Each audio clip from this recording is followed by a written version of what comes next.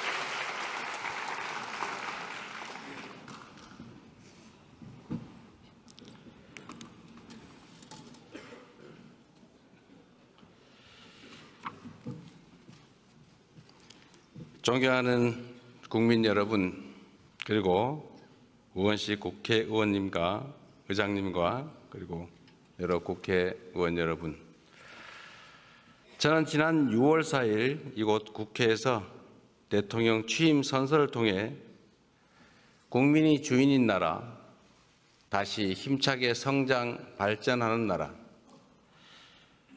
모두 함께 잘 사는 문화가 꽃피는 나라, 그리고 안전하고 평화로운 나라를 만들겠다고 약속드렸습니다.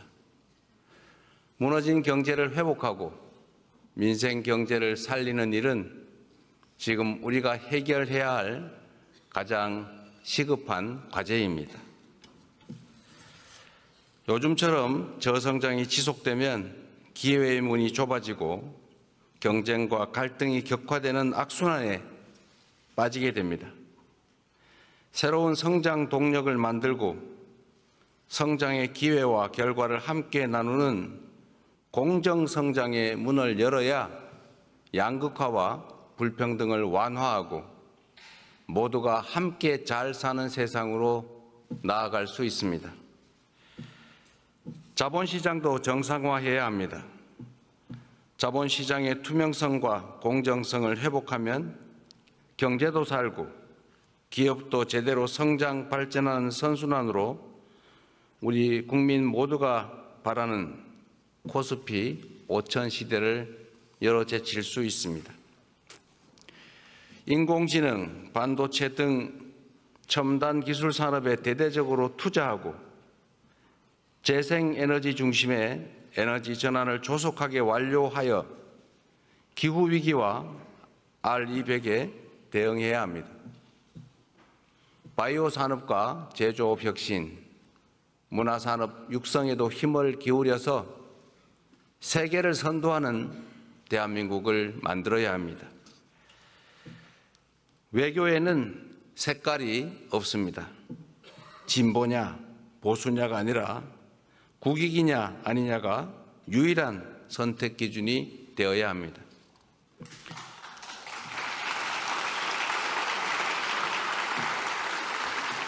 감사합니다. 우리 국민의힘 의원들은 반응이 없는데 이러면 좀 쑥스러우니까.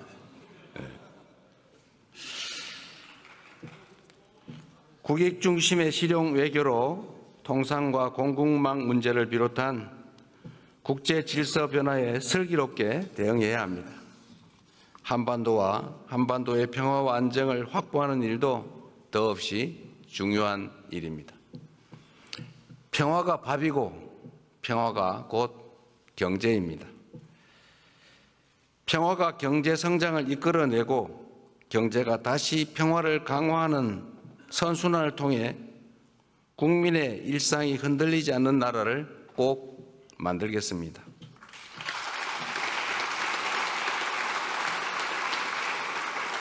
이 자리를 빌려 국민 여러분께 간곡하게 협조 요청을 드립니다. 새로운 나라, 진짜 대한민국을 만드는 일은 대통령 혼자 또는 특정한 소수가 할 수 있는 일이 아닙니다. 예측 가능하고 합리적인 사회를 만들기 위해서는 우리 모두가 최소한의 합의를 꼭 지켜야 합니다. 규칙을 어겨서는 이익을 볼 수 없고 규칙을 지켜도 결코 손해보지 않는 그런 공정한 사회를 만드는 일 역시 모두의 협력 없이는 불가능합니다. 공정하게 노력해서 일궈낸 정당한 성공에는 우리 모두가 박수를 보내는 그런 합리적인 사회를 꼭 만들어야겠습니다. 기득권과 특권, 새치기와 편법으로 움직이는 나라가 아니라 공정의 토대 위에 모두가 질서를 지키는 상식적이고 합리적인 사회로 나아가야 하는 것입니다.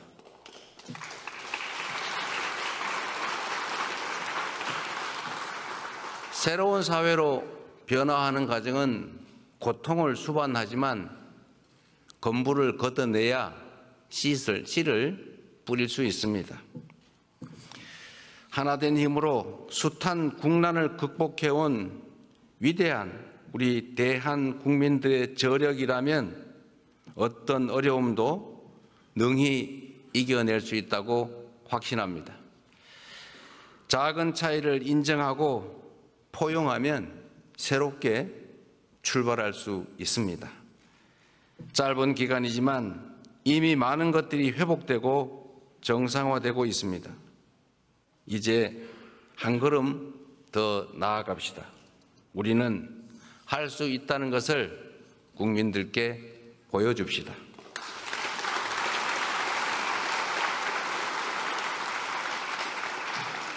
존경하는 국민 여러분, 그리고 더불어민주당, 국민의힘, 조국혁신당을 포함한 국회의원 여러분, 오늘 저는 정부가 추가 경정 예산안을 편성한 이유와 주요 내용을 직접 설명드리고 국회 협조를 구하고자 이 자리에 왔습니다.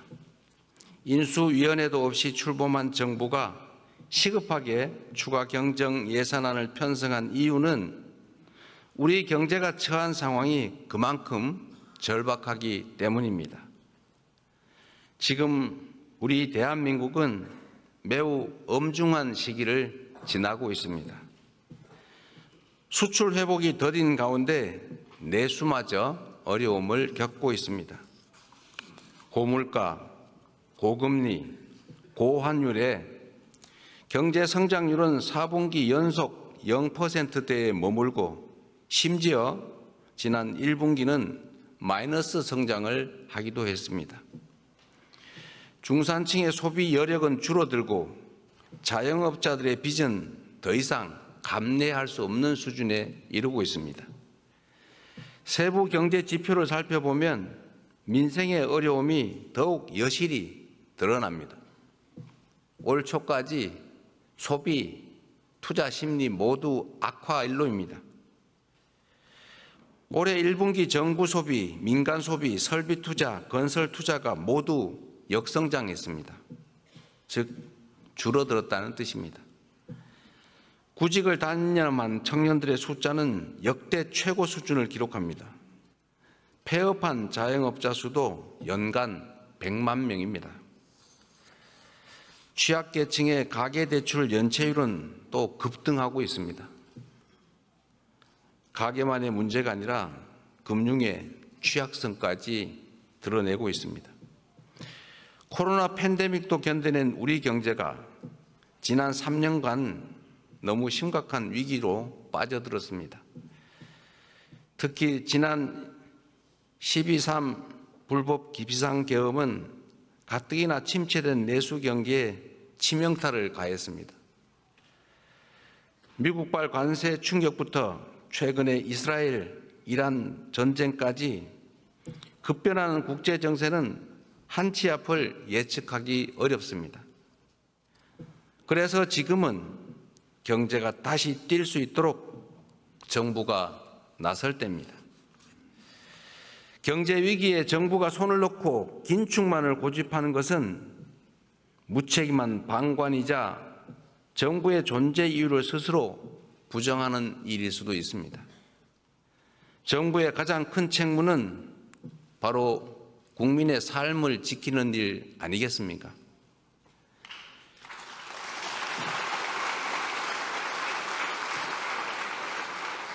국민의 삶을 지키는 정부, 그리고 위기 앞에 실용으로 답하는 정부라야 합니다.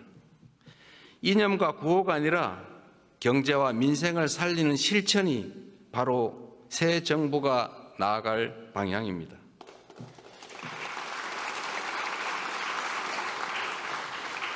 국민 여러분, 그리고 국회의원 여러분, 경제는 타이밍이라고 합니다.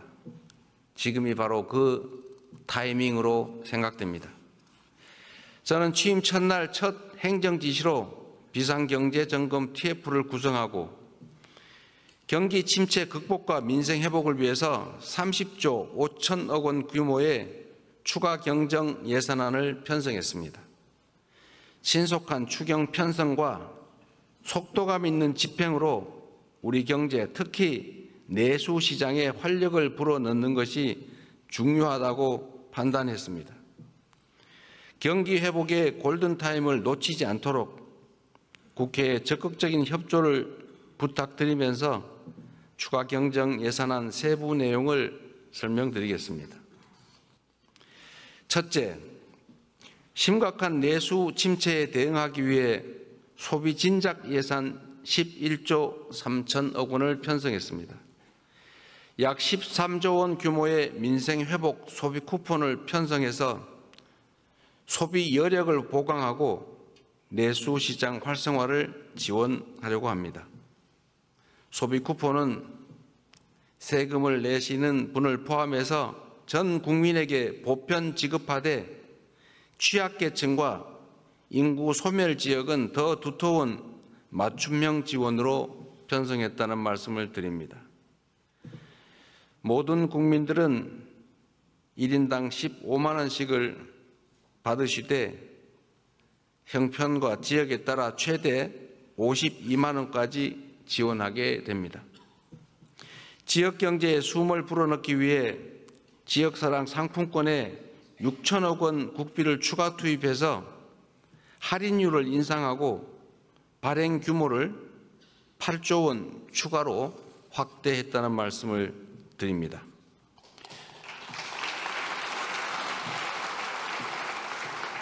소비 쿠폰과 지역사랑 상품권은 지방을 더 지원한다는 새 정부의 철학에 따라 지방에 더 많은 국비를 편성했다는 말씀을 드립니다.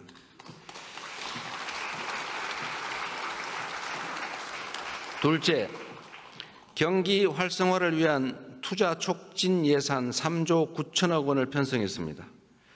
철도, 도로, 항만 등 집행 가능한 SOC에 조기 투자하고 침체된 부동산 PF 시장에 총 5조 4천억 원의 유동성을 공급하는 등 건설 경기를 살리기 위한 예산을 담았습니다. AI와 신재생 에너지 관련 투자를 확대하고 벤처 중소기업 모태펀드 출자 등 1조 3천억 원의 자금 지원으로 대한민국 성장 동력을 되살리고자 했다는 말씀을 드립니다.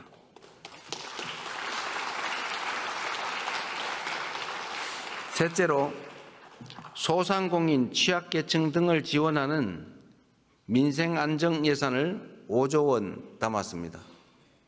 같은 경제 위기 상황이라도 고통의 무게는 같지 않습니다.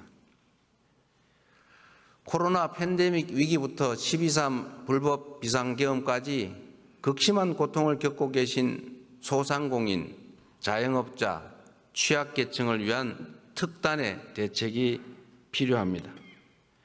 새 정부는 빚을 갚을 여력이 없는 취약차주 113만 명의 장기 연체 채권을 소각하겠습니다. 7년 이상 연체된 5천만 원 이하 채무를 정리해서 사실상 파산 상태로 상환 능력을 상실한 분들이 다시 정상적인 경제 활동에 복귀할 수 있는 기회를 부여해 드리려고 합니다. 성실하게 상환 중인 소상공인 여러분들에게는 분할 상환 기간을 확대하고 이자를 추가 감면할 것입니다. 폐업 소상공인의 재기 지원을 위해서 폐업 지원금도 인상합니다. 구직급여와 국민 취업 지원제도 확대 등 고용 안전망 구축에도 1조 6천억 원을 편성했습니다.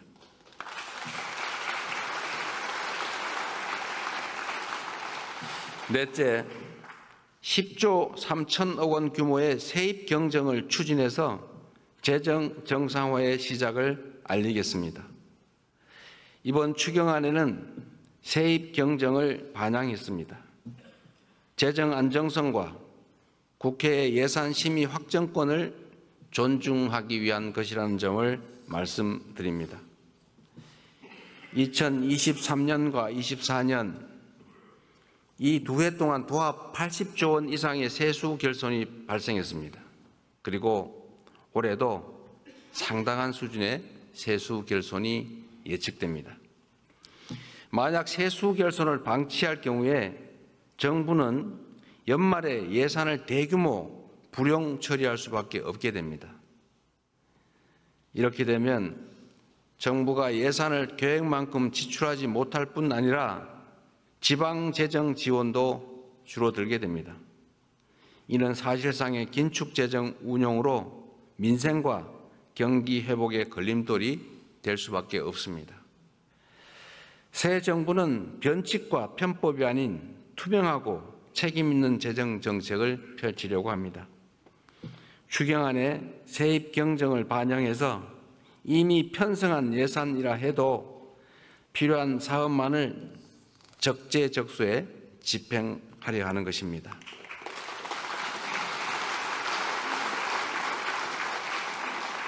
존경하는 국민 여러분, 우원식 국회의장님, 그리고 국회의원 여러분, 경제와 민생을 살리는데 여야가 따로 있을 수 없습니다.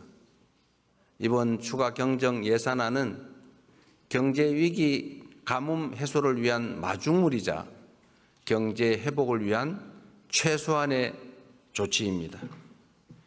정부가 추경안에 담지 못한 내용이 있다면 국회 예산 심의 과정에서 주저하지 마시고 의견을 내주시기 바랍니다. 특히 우리 야당 의원님들께서도 필요한 예산 항목이 있거나 삭감에 주력하시겠지만 추가할 게 있으시다면 언제든지 의견을 내주시기를 부탁드립니다. 다행히 새 정부 출범 이후에 정치적 불확실성이 해소되면서 소비 심리가 많이 개선되고 있습니다. 정부는 앞으로도 든든한 민생의 버팀목이 되도록 노력하겠습니다. 오직 실용정신에 입각하여 국민의 삶을 살피고 경기 회복과 경제 성장의 새 길을 열기 위해 최선을 다하겠습니다. 대한민국 경제의 활력을 되찾고 국민이 행복한 나라를 만드는 데에 국회가 적극 협조해 주시기를 부탁드리면서 우리 국민의힘 의원님들 어려운 자리 함께해 주신 점에 대해서 진심으로 감사하게 생각합니다. 고맙습니다.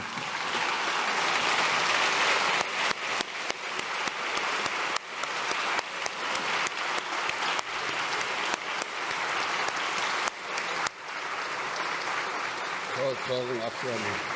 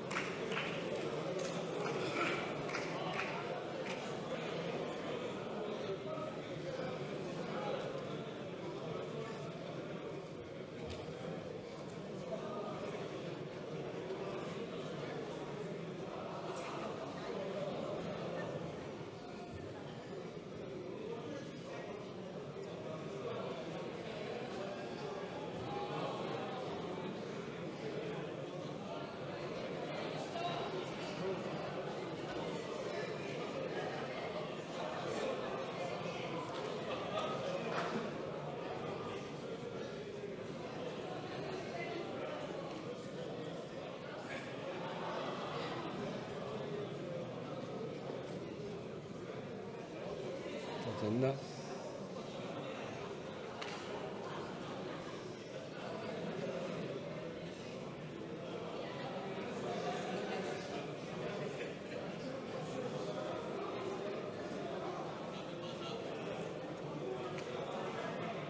제일 보세요.